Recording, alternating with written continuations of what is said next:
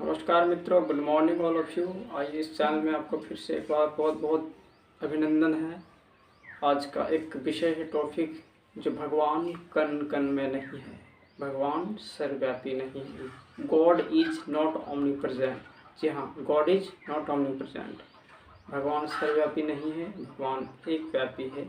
आइए जानते हैं, कुछ पूर्व प्रमाण के सहित बात करते हैं। जी हाँ, लोग आज के समाज में इतना भक्ति, इतना प्रचार प्रसार चारों तरफ से बताया जा रहा है, शास्त्र में भी बताते हैं कि भगवान सर्वव्यापी नहीं है। बहुत दिनों से हम लोग सुनते आए हैं, भगवान को कह देते हैं उनको कि भगवान सर्वव्यापी, भगवान सब में है, कण कण में है। तो आइए जानते हैं कि भगवान सर्वव्यापी है या एक व्यापी है।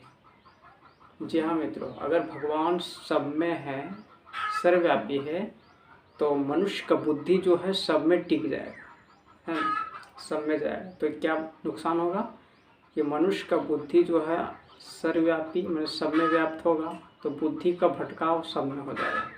बुद्धि एकाग्र होना चाहिए।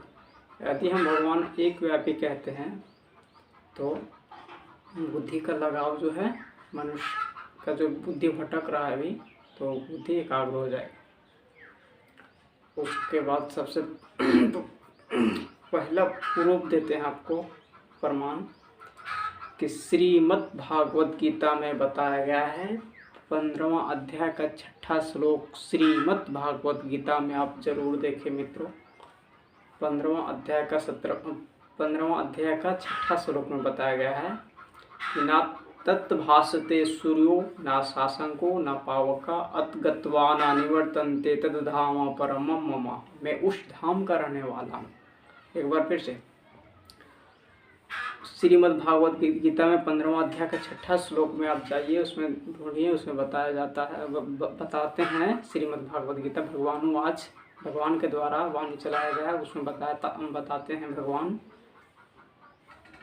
कि न तत्भासते सूर्यो न शासंको न पावका अत गत्वा न निवर्तन्ते तद धाम परमम मम। मैं उस धाम का रहने वाला हूँ जहाँ सूर्य, चंद्रमा और इन यज्ञ का रोशनी, ये 5 तत्वों से परे, जहाँ सूरज, चंद्रमा, सितारे, ये जो इनका सूर्य का रोशनी तक भी नहीं पहुँचता है, मैं उस परम परे से परे धाम का रहने वाला हूँ, जहाँ जाकर फिर से मनुष्य इस नरक लोक में जन्म नहीं लेना पड़ता है।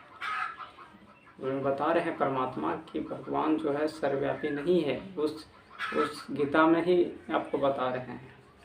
उसके बाद अगला प्रूफ है, जैसे मोटा मोटी समझना है कि सूर्य एक व्यापी है कि सूर्य अनेक है। जाहिर सी बात है कि सभी बोलेंगे सूर्य तो एक है ना। तो उसी तरह परमात्मा एक है, भगवान एक है। सूर्य का रोशनी सब जगत में, सारे जगत में फैल जाते हैं। सूर्य का जो रोशनी है वो सारे जगत में फैला हुआ है।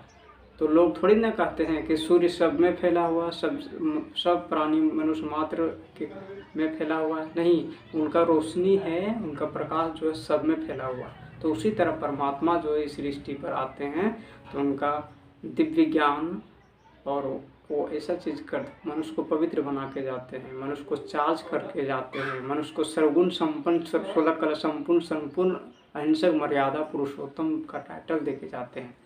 तो वो भगवान आते हैं ना, तो सर्वव्यापी कैसे कह देते, वो तो एक व्यापी है।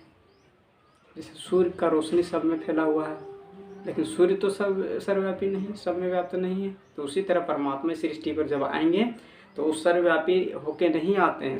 भगवान एक व्यापी, एक व्यक्तित्व, पर्सनालिटी में आते हैं परमात्मा, और सारे उनका ज्ञान से उनको योग लगाते हैं, तो और उनको वाइब्रेशन का, उनका शक्ति का प्रभाव से लगता है कि भगवान सब में है। लेकिन भगवान सब में नहीं, उनका याद की पावर सब में फैल जाता है।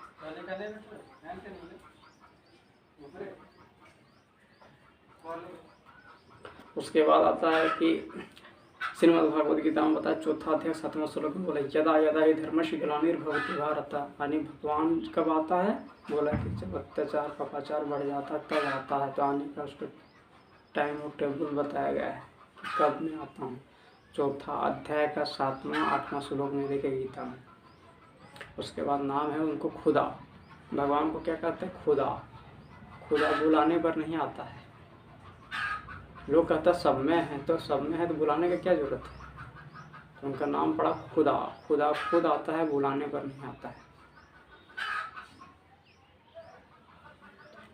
और एक पॉइंट है समझने की, अगर भगवान सब में होता, सर्वव्यापी होता, तो मनुष्य के अंदर पाप दिन प्रतिदिन नहीं बढ़ता जाता है। क्योंकि भगवान को कहता है ना कि आत्मा का अंश ही है, परमात्मा का अंश है आत्मा। तो अंश में जैसे गुड़ है, गुड़ का अंश थोड़ा सा, गुड़ में मिठास है तो उसका अंश में भी मिठास होना चाहिए। उसी तरह परमात्मा सर्वशक्तिमान है, पवित्र है, तो मनुष्य के अंदर पवित्रता दिखाई देनी चाहिए। श्रेष्ठाचारी है भगवान, और मनुष्य तो भ्रष्टाचारी बन गया। तो क्या पता चलता है कि भगवान सर्वव्यापी नहीं है, भगवान एक व्यापी है। इसलिए कहते हैं गॉड इज वन। तो आज के लिए बस इतना ही। इसको समझे, मंथन करें, जाने और अपने से नए नए पॉइंट निकालें, परमात्मा की याद में रहिए। तो आज के लिए बस इतना ही। Good luck all of you. जय हिंद, जय भारत, वंदे मातरम।